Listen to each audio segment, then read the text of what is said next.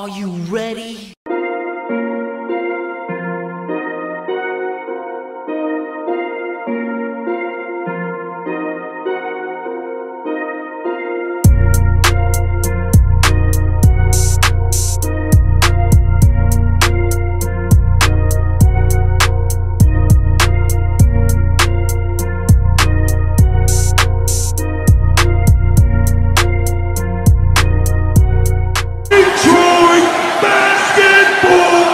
Hey peeps, how's it going? Before we talk today about Lamelo Ball and some other things involving the Pistons real quick, as I am in the middle of watching Everything King's video. Shout out to Everything King, go subscribe to him if you have not already. But for those of you guys who don't know, okay, I went live during the Pistons game. I do believe it was the Sacramento Kings versus Detroit Pistons, and I got copy striked. It's different than copyright. Copyright, I just don't get any revenue off of that video. Copy strike means like you get 3 strikes and your channel could be gone, poof, never existed, never will come back or whatever. When you get one of them, they take away your ability to live stream. Well, with the hashtag Free Detroit Drew, the going on one-on-one with the Rudy Poo in a Hell in a Cell match, to filing the rebuttal, review, whatever you want to call it, it works because now I have the ability to go live again. If that means, will I be going live during the Pistons game? Probably not, because we're pretty bad. There'll probably be a few exceptions if we play a really good team. It's really going to depend on my schedule because I have a new schedule. Like, this is a later video. There's a lot more things are happening with me and work that I have a new schedule that I'm going to have to adjust and kind of just find out how I'm going to do everything and how much time I'll have to go live. So Above the Rim should be back here and flowing there. We'll do some 2K stuff because I want to do some 2K things with you guys, whether if it's playing Park or playing Rec or playing Call of Duty. I want to get more gaming stuff on here, so stay tuned for all that. That'll be happening very quickly. But let's talk about Lamelo. Let's talk about Lamelo, man.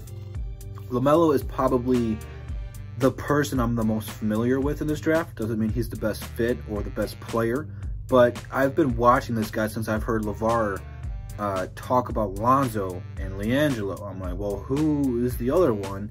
And, you know, watching him play overseas, in high school, whatever, his game's been relatively the same. You know, he cherry picks, especially against the competition that was lesser, and he can score. So I'm gonna give you some pros and cons, okay? I think Lamelo probably has the most star potential out of this draft. You look at Lonzo Ball, and he's been projected to be better than Lonzo. Lonzo's first couple of years were riddled with injuries and stuff. This season with the Pelicans, he is balling. He's having a great season. Now, enough people aren't talking about Lonzo. Lonzo is a very good defender, and he's kind of tweaked his shot. He's shooting the ball much better. He's improved, and that's what you want to see from young talent. Now, I think that Lamelo coming in will get off to a better start than Lonzo, especially coming to a team like Detroit, where we need a point guard. You know, you're surrounding him with some young weapons already, you know, like Luke Kennard and Spieth and Sekou and Christian Wood. I mean, that's a pretty good young core right there. We got to see how Kyrie Thomas is going to come into this thing, because I know Casey, he's going to come in and playing in the Grand Rapids. But if you're watching this video later, you can tell me how that went, because in the future, I can't predict the future. But let's talk about pros and cons. So offensively, he's a juggernaut, man. This guy can go out there and get a bucket. You know, I talked about Hayes the other day, you know, how I said he's got the step back. Well, guess what? Lamelo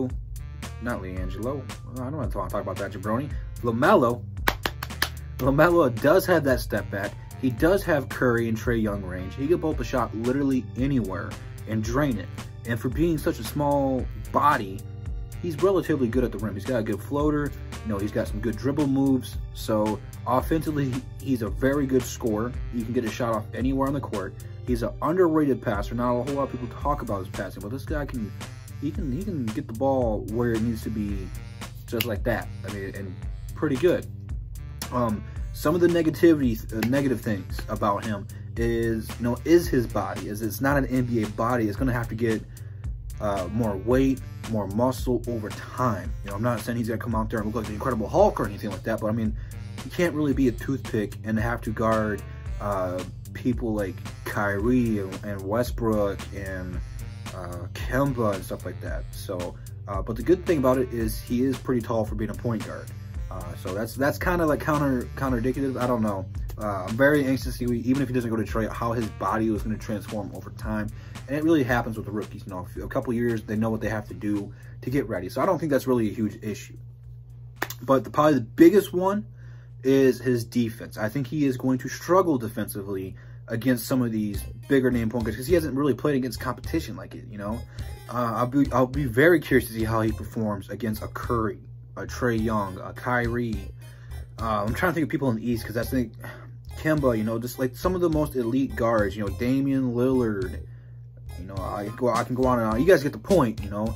How is he going to do against those types of players? And how is he going to do when he's got someone like CP3 or Patrick Beverly, Marcus Smart, kind of guard him and getting frustrated and, you know, kind of following him and doing stuff like that? Like, how is he going to react to that? I think that's something we have to see.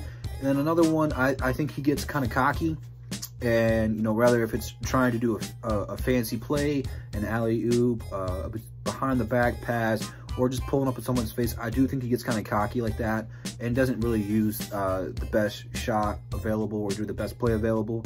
So I think those some kind of the things you have to take in consideration. And maybe this might be the biggest one. I just thought about it. Is how well will he be able to be coached? You know, you coming in from relatively your dad basically being your coach and running all your teams to coming to an organization, rather if it's the Pistons or not, who they have a coach and they have a GM and they have an owner who is not your father, who are going to be telling you different things than what your father is doing. And knowing Dwayne Casey, if a young player is not doing what he's saying, he will bench them. So I'll be very anxious to see the outlash. You know, we haven't heard from LeVar in quite a bit. Dwayne Casey doing something like that, it might bring LeVar Ball's career back to life. So, I mean, that's just some of the things I like about and don't like about LaMelo. But I think that he has probably the most potential in this draft to be game-changing and league-changing. So, I know a lot of you guys are really split on Melo, and I get it. Again, this is really all going to depend on where the Pistons fall in the lottery. You know, Melo is a top 3, top 4 pick. So if we're outside of that, we probably won't even have to worry about it. So that's why I'm getting this video in before we get that far. So leave it down in the comments. Instagram, Twitter, DSA members in the description. Follow us, subscribe to us, follow us on Instagram, Twitter, whatever you have to do to get your fill. And I'll see you guys tomorrow. Peace.